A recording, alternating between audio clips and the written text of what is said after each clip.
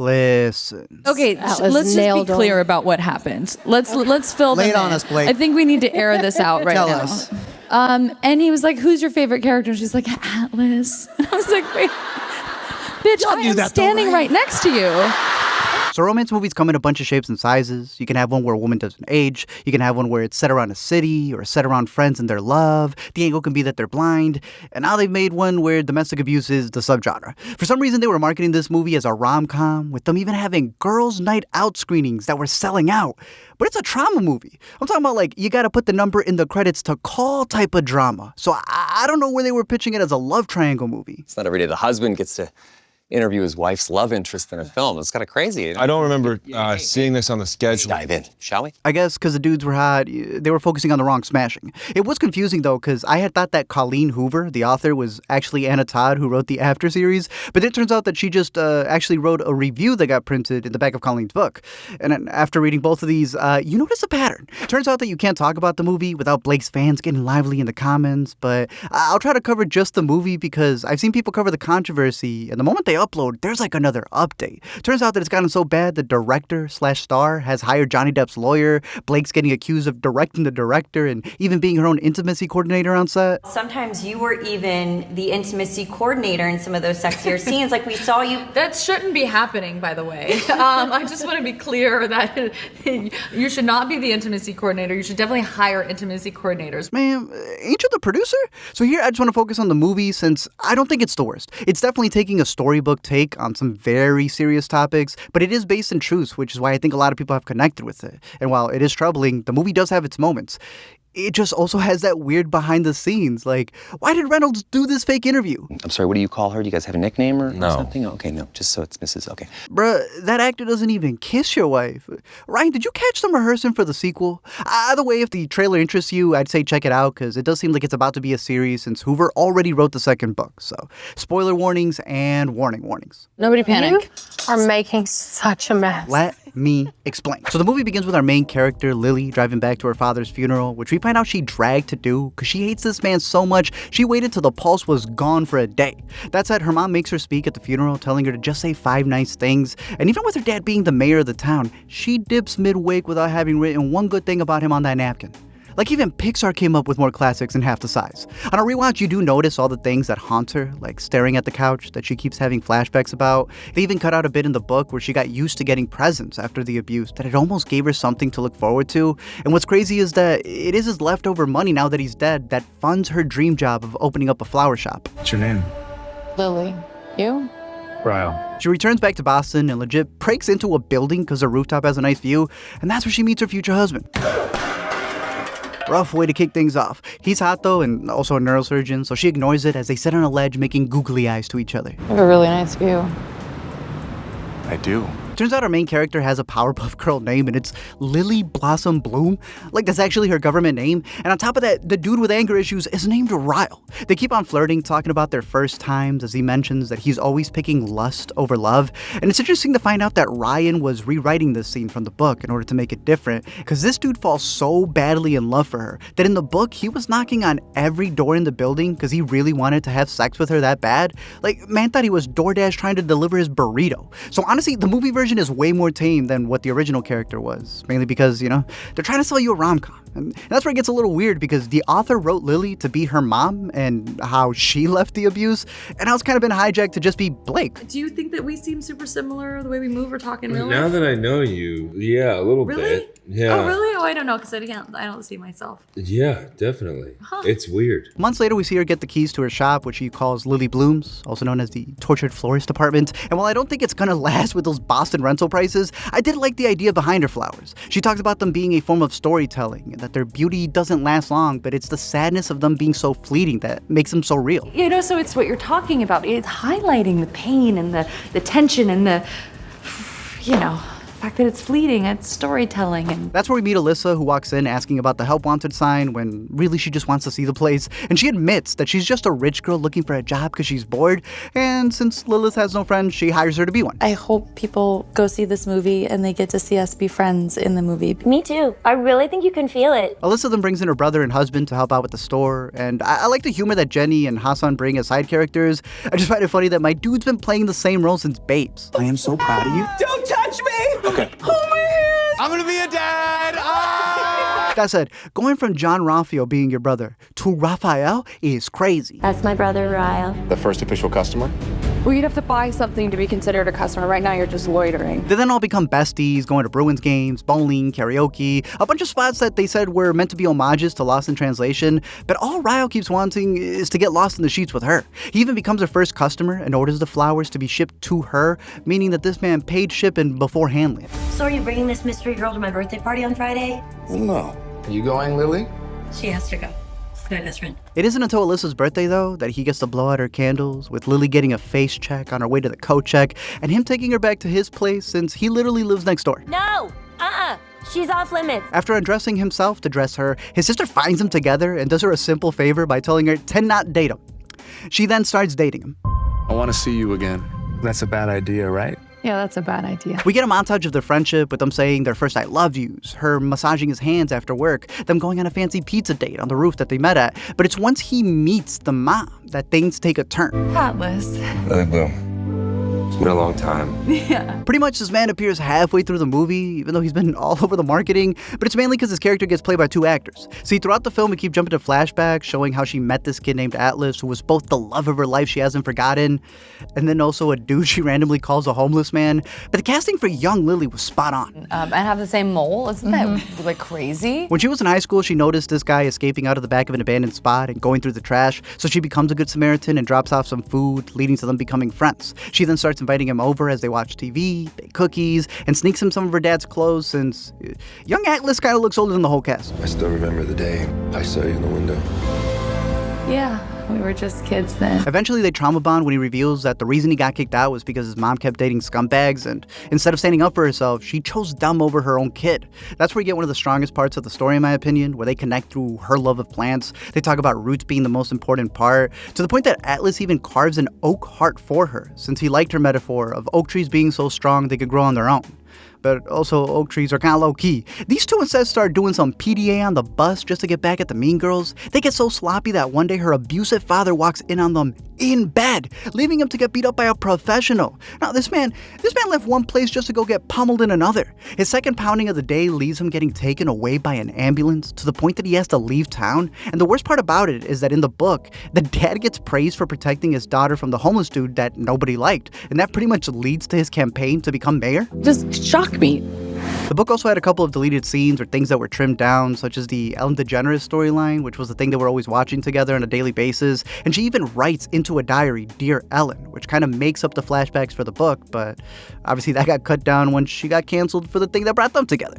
That's why there's also Finding Nemo references, since Ellen is in it, and there's a poster in her room. You see a plushie later in the movie. Atlas has a picture framed of Dory saying, just keep swimming, and they even go as far as having Dory be the future baby's middle name. Oh, that's... no. Back to the present, Ralph gets to meet the mom at a new restaurant called Roots that just so happens to be run by Atlas. What are you doing in Boston? I opened my flower shop. She notices him by the hand scar, which dude legit put there like he was Vanna White trying to get noticed. But I was questioning how the mom didn't recognize this boy, especially since her husband put him in the hospital, till I noticed they had Blake just say, My mom didn't recognize me. Turns out this man had joined the Marines after skipping town, and after 8 years abroad, settled in Boston like he told her that he would. And he even opened up his own restaurant, where he went from waiting on her to waiting for her. Is that your guy? Yeah, that's Ryle. Are you happy? Yeah. What made it so easy to fall in love on screen? I'm just a really good actor. Before they can start reminiscing about their past lives, she keeps it going with Rouse. Alyssa announces that she's pregnant the Boston way by not drinking, and she reveals this late in the movie that they actually had another brother named Emerson who died, and then decided to turn the movie into a mystery because we don't get the obvious reveal till later. Don't be suspicious. Instead, we get one of the first turns where the movie plays up the DV. It's when Ryle is prepping for a major 27-hour surgery that's supposed to make or break his career, and dude decides to reach into an oven barehanded, with his jerk reaction leaving him to hit Lily. I did not know you could cook. I can't. Now, why as a neurosurgeon would you risk turning your hands into Doctor Strange? I don't know, but what's obvious is that they show it to you in a way that's so quick that the audience doesn't have enough time to judge what happened. Like, they even cut away what the reality is because they still have a lot of cutesy scenes that they got lined up. Well, I think the key was to not play him or to think of him as a villain. Because these men, these people who cause harm, don't think of themselves that way. Months later, they go out as a group, but because of the last minute changes and because the script said so, they go to Atlas's restaurant Roots, where obviously he notices her eye. He then gets riled up and starts fighting with him on the restaurant after telling Lily not to become like her mother, and then the movie just jumps a couple more months. Atlas pays a visit to her shop where he says that he was going to do it a couple scenes ago, but I don't know, they needed a flashback or something, and then he does the dumbest thing. Dude writes his phone number on a card and hides it in the back of her phone case, which is just a terrible play. 1, go digital. 2, why leave something that can be found when you're already suspecting this guy is crazy? It's my number, in case you need it. We do another time jump and see Alyssa give birth, and that's when Riles decides to propose right then and there, infant in hand. That's where you really see the pattern of this man always hijacking big moments. You know he's the kind of dude who would have done this at a wedding. Will you marry me, Lily Blossom Bloom? Don't make me regret this. Welp, the next time jump is so fast, I didn't even realize they got married till they cut back to a quick flash of the wedding, because like even the mom FaceTimes complaining about not being invited. We weren't invited. From here on, the girls' night should have stayed in. That's when we get the second big scene where somehow Riles drops her phone, and since it's not in an honor box, it just pops out revealing Atlas's card with his phone number, and the dude goes livid. That leads to him storming out through the stairs, with her chasing after him, causing her to fall down, gashing her head. Again, it happens so fast, but it's purposely edited in a way where they hide it so that you don't see him making contact till later, where they actually wanted to make it look like an accident from her perspective. He then stitches her up, but it's so bad that they just time jump again so it can get smaller and they can save on the makeup budget. Here's Trip. Now here's where I want to break down the costumes, since it's become a big deal, especially considering the differences in the book. We get to see her a lot throughout in like Carhartt overalls, which makes sense since, she's into flowers. But then it turns out that she reshaped the character by actually bringing in her own clothes. It's storytelling. To me, fashion and costume design is storytelling. A lot of it's my real life clothes or my husband's clothes or my girlfriend Gigi's clothes I was borrowing. Like she goes from being dressed like Harold in his purple crayon to a red carpet chic. And that's the opposite of the book's take, where her and Atlas were sharing a lot of the clothes. She keeps one of his jackets until he's older, including that ugly jean chef jacket, similar thing that they've got going on, but at least it makes sense of the story. Here, I don't know, it feels like it's being hijacked for something else, like for a promotion of a brand. That's why that interview where she got congratulated for her baby bump went viral. Congrats on your little bump. Congrats on your little bump. Because you could tell that she was just straight up lying. For me, wardrobe is always the way that I enter a character. I'm a very shy person. Did you guys love wearing those kind of clothes that you... Yeah. Yeah. And working in digital. Everyone wants to talk about the clothes, but I wonder if they would ask the men about the clothes. And wardrobe does a lot to convey that. I love wardrobe. It's not just the women that have the clothes. I feel like the women get the conversation, but it's like... It's storytelling. To me, fashion and costume design is storytelling. She was like a walking, talking contradiction. She even went as far as dressing her younger self for the red carpet. Well, I mean, this is all pretty much Blake's styling. She's been my stylist, quite literally. And then these are her shoes, Blake's shoes. So, literally all Blake. Yep.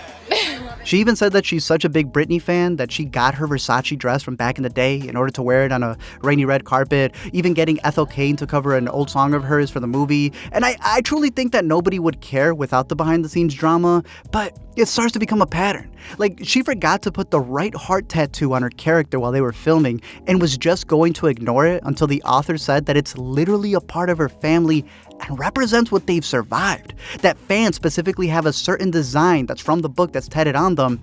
And so she had to CGI it in. And something that just like somehow slipped through the cracks that I didn't know, I didn't catch, is my hollow heart tattoo and the hollow heart that's carved. And that was just like, we were like, should we come up with like a better story about like why it's not right? Like, should we say it's an IP issue or like? Right now the. But it was literally someone was just like, what should we do for the hollow heart? And it was just like it randomly, arbitrarily became what it was in the movie. And Colleen saw the movie and like you guys saw the trailer, and she was like, that's not the right hollow heart. She was like, it's kind of a big deal. I have the tattoo. My family has the tattoo. Readers the fans have the tattoo. And so we changed the heart. So it's like our big superhero special effect in the movie. In the book, it mentions how alcohol was a massive trigger for Colleen's dad, and you'd think that they would keep that, just for truth's sake, but that's super trimmed out since Blake was promoting her alcohol line during the press of the movie, even having them host the premiere. It's almost like none of this hit home for her, and I get why people think it's like cosplaying abuse. Back to the story though, we see her get mentioned as a top spot, with a magazine awarding her the best in Boston, but so does Atlas with his restaurant getting #1. And for a man trying not to ruffle feathers, this dude dedicates the entire panel to her. Like Ryle said, he called him up when he found the number, so he knows that dude's getting more aggressive. And then he writes a novel about another man's wife. Do you love him now? I love you. That wasn't my question. Ryle then makes her read the review and questions her carved heart tattoo that he's never brought up the whole movie, where she's been showing her clavicles. But then he pins her down, causing her to flash back to the trauma of her childhood and finally sees what's happening clearly. See, if it wasn't for the behind-the-scenes branding, I do think that this is a dark but crucial POV to make with a movie like this, with a story like this. She runs back all of her memories with clarity, and now that they edit the scenes back together to show how aggressively he's been on her, it's kind of like The Last Duel, where they were playing with the perspective in order to show you how people saw different things. And there's even that interview that I know everyone's been blaming Blake for and clowning her with, but I don't know, if you let it play, she actually makes a great point. And to see this movie alongside women who haven't experienced this, thank goodness, go, whoa, it was, I fell in love too. I saw the red flags, but they didn't look red. They looked kind of fuchsia and cute. And that is kind of a through line since the beginning, since one of the first things they speak about in The Rooftop is her admitting that she's an unreliable narrator. I'm sure I'm an unreliable narrator. So even regular lines can be her taking them in a nicer way when in reality, he was meaner. It's clear they wanted you to be in her POV of only seeing the good stuff and seeing how he always plays it off. I'm so sorry. I'm so sorry. Lily then runs to Atlas, who takes her to the hospital, and it turns out that Ryle went full Army Hammer on her and tried to bite her tattoo off. And the wildest part is, this is when she finds out she's pregnant. She goes to Atlas's place, where he's now giving her clothes, just like they did back when they were young, and he admits that her kindness, that one day, was what stopped him from ending his life. And he even encourages her to keep the baby because he thinks that she would be a great mother. If anybody can get through this, it is you. Lily then talks to Alyssa and drops a bombshell when she reveals that Emerson and Rouse were playing cowboys as kids, and one of them took the dad's gun, causing an accident and leaving him to die. And immediately, when she finds out everything that he's been doing, she tells her, don't go back.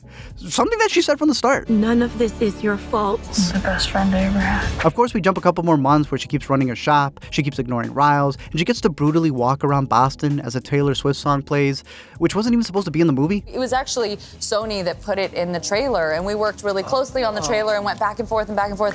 But when the trailer came out, we were like, oh no, we have to put it in the movie. But this was actually, it's quite a small budget movie. Oh, you added the movie, you added the song after the trailer. Yeah. She then has a late but important talk with her mom about why she stayed, with her mom saying that she felt leaving would be too hard on her own, and that's something Justin hoped to address. The question that's always asked is, why did she stay? And that's the wrong question. Yeah. What we need to be asking ourselves is, why do men harm? 9 months get completed in record time, and she gives birth to a baby girl who she names Emerson. Emmy for short, in honor of Ryle's brother. And this dude gives the most emotional response on it, saying it's the nicest thing that's ever happened to him. And then she hits him with a divorce. But the way she lays it out, by using their daughter as an example, really puts it into perspective for Ryle. If one day you had a daughter, What would you say to her? she came to you and said the person she loved was hurting her, what would you say to her? She promises her daughter that they're ending the chain as she leaves behind her past and moves forward, making it a full circle moment for the author by letting her mom know that she did make the right choice, and it did end with death.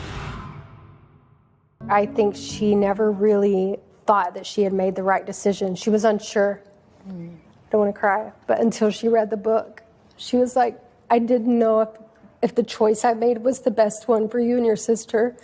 And so just knowing that it helped her realize that she could have made a better choice for us was, so moving. Thank you all for checking out this video. I'm curious to know your thoughts down below in the comment section. I know they're already kind of hinting at a sequel that's called It Starts With Us, and considering that the book had an epilogue where the guy gets to, have visitation rights with his daughter, they might not be bringing Justin back. And I don't know, Justin Baldoni had written a letter for the book rights, I think like 5 years ago, like well before it even blew up on TikTok, and he was set to direct it. And I know that he's directed stuff in the past, like 5 Feet Apart, which interestingly enough, he was smart enough to turn that into a book first, so it looked like a movie that had an adaptation. But he obviously was taking this one seriously through his company. In terms of the movie and other recommendations I can give, Alice Starling, I think, is a really good one for a subject like this. And it co-stars Anna Kendrick, who she was with, they're co-stars in A Simple Favor. There's also a South by pick from this year that's coming out called I'll Love You Forever. And I think that's a really good one. I know stories like these, they're never going to be easy to tell, There's nobody who's going to be able to tell one that's going to, please or I guess hit with everybody, but they're important because I know as a child's perspective of it that the difficult decision that a parent needs to make to end that cycle, that's the be-all. So it is weird when you see people only cover the drama of this and there's never like nuance, it's either the best movie or the worst movie for clicks. And at some point, people say they don't like the drama, they wish it would end, but in reality, then they wouldn't be able to make videos. And that's sometimes like the worst part of it, but we'll see how it unfolds. It is weird that Wolverine had more pictures with the leads than the actual director did. Hearing that there's different cuts of the movie should be interesting once it starts rolling out on VOD and such, but I just want to wrap up this video with a montage of a bunch of interviews that I got that you're either going to find really funny or we'll make for another update. Sorry, we're not serious today. Yeah, with the tag still on. Yeah, exactly. You're blocking my camera. Sorry. Thank you. What would I say? That's a good question. True or false? I'm 5'5". False. Right. Yeah, I mean, obviously. I'm about 5'4". I mean, it's not, it's just a little bit off. But I've been doing the thing on the wall every time you come over to see if you're How grown. you always measure me, yeah. Expression, a blank stare. Is it the Colleen bitch face you're talking about? Oh, it's just the Colleen Hoover death stare. Other than that, let me know your thoughts down below. Let me know what movies you're looking forward to. And until next time, don't forget to comment, like, and subscribe, or Blake will gossip about you. Bitch, I am standing right next to you.